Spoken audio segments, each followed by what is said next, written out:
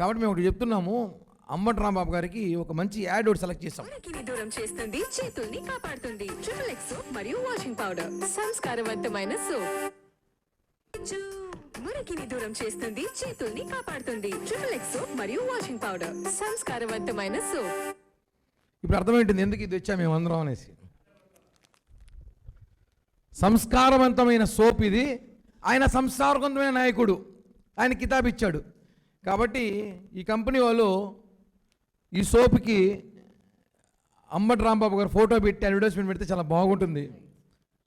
ఆ అడ్వర్టైజ్మెంట్కి ఆయన వాడితే ఇంకా బాగుంటుంది. ఎందుకంటే మాజీ ముఖ్యమంత్రి కితాబ్ ఇచ్చాడు, సంస్కారవంతమైన కాబట్టి ఆయన బాగుంటాడు.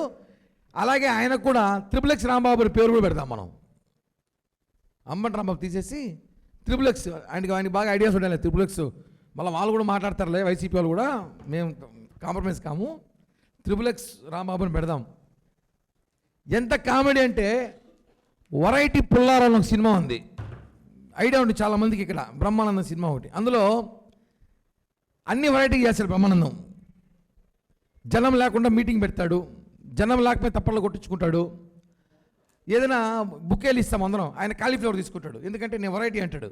ఆ మరి జగన్మోహన్ రెడ్డి కూడా చంపిన వాళ్ళకి ఎంపీ సీట్లు, రేపులు చేసిన వాళ్ళకి రాజ్యసభలు, ముఖ్యమంత్రుల్ని హోదాలో ఉన్న తిట్టిన వాళ్ళని పరామర్శ వెళ్ళి మంచివాడు, అమాయకుడు, చిన్న బిడ్డ, కాపు టైగర్.